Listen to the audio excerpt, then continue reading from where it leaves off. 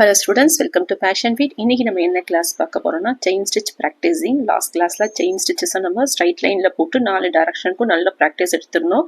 the same chain stitches இப்போ நம்ம ஷேப்ஸ்ல போட்டு பிராக்டிஸ் எடுக்க போறோம். அதுக்காக நான் some shapes இருக்கக்கூடிய லைன்ஸை நான் இங்கே ட்ரா பண்ணியிருக்கேன்.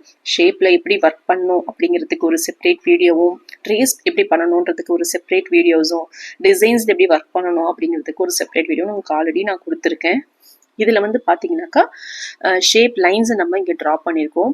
அதுக்கான லிங்க்ஸும் உங்களுக்கு கொடுத்துருக்கேன், இமேஜ் லிங்க்கு. அந்த இமேஜ் லிங்க்கை ஓப்பன் பண்ணி ப்ராப்பராக நீங்கள் ட்ரேஸ் பண்ணி இந்த லைன்ஸ் மேலே ஃபஸ்ட்டு நீங்கள் ஒர்க் பண்ணுங்கள்.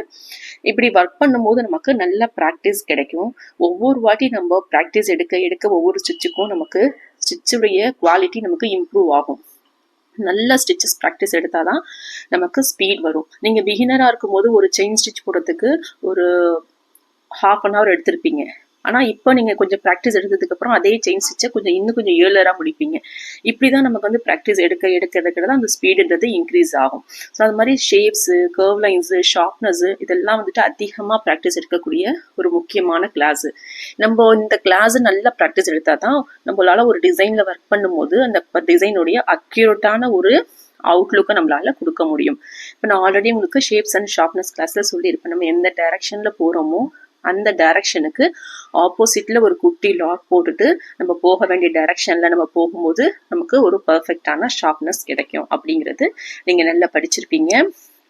அண்ட் நீங்கள் ஸ்கொயரு, ட்ரையாங்கிள், ஹார்ட்டுன்னு சொல்லிட்டு சில ஷேப்ஸில் இந்த டிசைன்ஸை இந்த ஸ்டிச்சை இம்ப்ளிமெண்ட் பண்ணியும் ப்ராக்டிஸ் எடுத்திருப்பீங்க இல்லையா?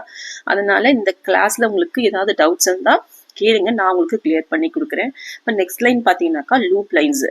இந்த லூப் லைன்ஸ் வந்துட்டு ரொம்ப குட்டி குட்டி லூப்ஸ் நான் இங்கே போட்டிருக்கேன்.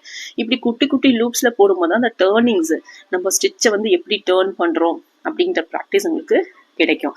ஸ்ட்ரைட் லைனில் எல்லாராலையுமே ஸ்டிச்சஸை போட முடியும். ஆனால் ஒரு ஷேப்ஸ்குள்ளே ஒரு டிசைன்குள்ளேன்னு ஒர்க் பண்ணும்போது அந்த ஸ்டிச்சினுடைய யூனிக்னஸ்ஸு நமக்கு நல்லா வரணும்னு சொன்னாக்கா இதை மாதிரியான லைன்ஸ் மேலே நம்ம ப்ராக்டிஸ் எடுத்தால் தான் அது நமக்கு நல்லா வரும். ஸ்டிச்சஸ் வந்து ஒரே மாதிரி ஈவனாக இருக்க மாதிரி போடுங்க, அவசரப்பட வேண்டாம். ஸ்டிச்சை வந்து நீங்கள் பெருசாக போட்டுட்டீங்கன்னாக்கா உங்களால் டேர்ன் பண்ணுறது சிரமமாக இருக்கும். இதை மாதிரி லூப் வரக்கூடிய இடங்களில் நம்ம லாக் போகிறோம் இல்லையா, குட்டி லாக்கு, அந்த லாக் அளவுக்கு தான் ஸ்டிச்சஸ் வந்து இருக்கணும். அதான் நம்ம நீடில் உள்ளே போகிற அளவுக்கு மட்டுமே இருக்க மாதிரி நீங்கள் ஸ்டிச்சஸை போடும்போது உங்களுடைய லூப்ஸு இந்த டேர்ன்ஸ் வந்துட்டு ரொம்ப நீட் அண்ட் பர்ஃபெக்டாக உங்களுக்கு கிடைக்கும். ஸோ லைன்ஸ் மேலே ப்ராக்டிஸ் பண்ணுங்க. நான் திரும்ப உங்களுக்கு ஸ்டூடெண்ட்ஸுக்கு சொல்லக்கூடிய ரொம்ப முக்கியமான விஷயம், லைன்ஸ் மேலேயே நம்ம ஃபோக்கஸ் பண்ணி ப்ராக்டிஸ் எடுக்கணும். எப்போ நம்ம லைன்ஸ் மேலேயே நம்மளுடைய ஸ்டிச்சஸ் பஞ்சஸ் விழுதோ அப்போ நம்மளுடைய டிசைன் வந்துட்டு அதனுடைய அவுட்புட் ரொம்ப நீட்டாக இருக்கும். நம்ம லைனை விட்டுட்டு ஒரு பஞ்சு தள்ளி குத்துனா கூட அது முடிச்சுட்டு பார்க்கும்போது அந்த ஒரு தள்ளி குத்துனது தனியாக நமக்கு காட்டி கொடுக்கும். அதனால லைன் மேலேயே ப்ராக்டிஸ் பண்ணுங்க, அவசரப்பட வேண்டாம், பொறுமையாக ப்ராக்டிஸ் பண்ணலாம். நம்ம இப்போ இந்த லைனை நம்ம முடிச்சாச்சு. நெக்ஸ்ட் லைன் பார்த்தீங்கன்னாக்கா ஒரு கர்வ் அண்ட் ஸ்ட்ரைட்டு இப்படி வரா மாதிரி நம்ம இன்னொரு லைன் எடுத்திருக்கோம். கர்வ் லைனை பொறுத்த வரைக்கும் நம்ம முன்னாடி படித்தது தான். கர்வ்ஸ் எல்லாமே வந்துட்டு குட்டி குட்டியாக ஸ்டிச்சஸ் போடும்போது நமக்கு பர்ஃபெக்டான கர்வ்ஸ் கிடைக்கும். டைரக்ஷனுக்கு ஏற்ற மாதிரி நம்ம போகிற வாட்டத்திலேயே நம்ம ஸ்டிச்சினுடைய லூப்ஸ் இருக்கணும். நம்ம நீடில் திருப்பி நம்மளுடைய லூப்பை வந்துட்டு ட்விஸ்ட் பண்ணோன்னு சொன்னாக்கா அந்த இடத்துல ஸ்டிச்சஸ் வந்து ட்விஸ்ட் ஆகி வரும். ஸோ வந்துட்டு ஒரே டைரக்ஷனில் போகும்போது ஒரே மாதிரி நீடில் வந்துட்டு ஹேண்டில் பண்ணுங்க. நீடில் ஹேண்டில் பண்ணும்போது 90 டிகிரியில் இருக்க மாதிரி நீடில் வந்துட்டு ஹேண்டில் பண்ணுங்க. ரொம்ப ஆழமாக வந்துட்டு நீடில் பஞ்ச் பண்ண வேண்டாம்.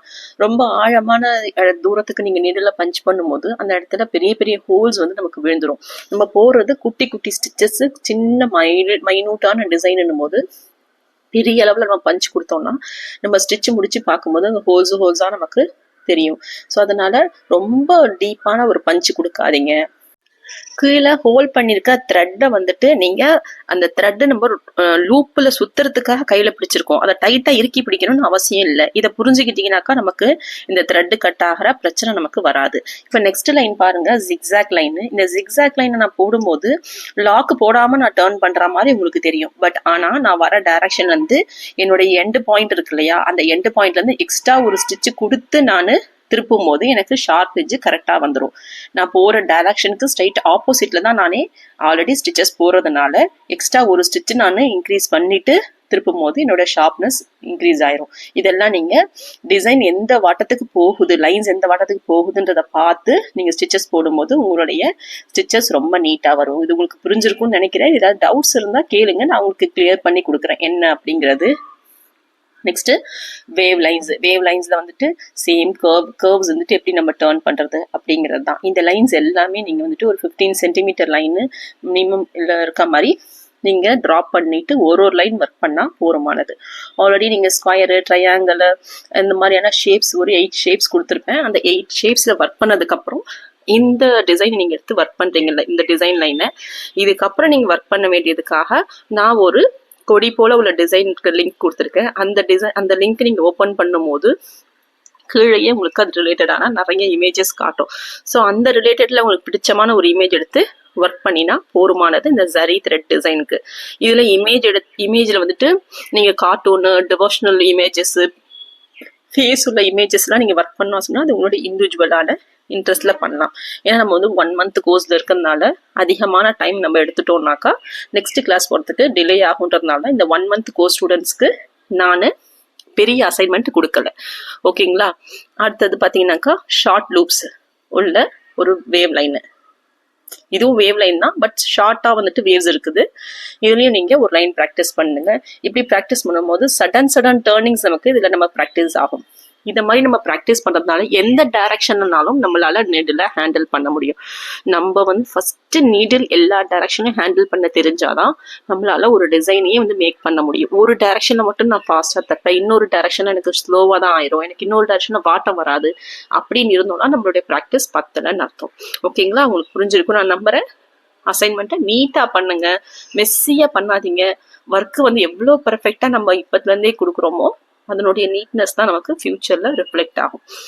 அண்ட் வீடியோவை தயவு செஞ்சு ஸ்கிப் பண்ணி பார்க்காதீங்க. வீடியோவில் தான் நான் வந்து உங்களுக்கு சொல்ல வேண்டிய விஷயங்களை நான் சொல்லி கொடுக்க முடியும். நம்ம வந்துட்டு ஒரு ஆன்லைன் கிளாஸில் ரெக்கார்டட் வீடியோஸ் தான் ப்ரொவைட் பண்ணும்போது அந்த ரெக்கார்டிங்குள்ளே தான் நம்ம வந்து கிளாஸ் இருக்குன்றதை புரிஞ்சுட்டு ஸ்கிப் பண்ணாமல் பாருங்கள். அடுத்த கிளாஸில் நம்ம சந்திப்போம். All the best students. Thank you all.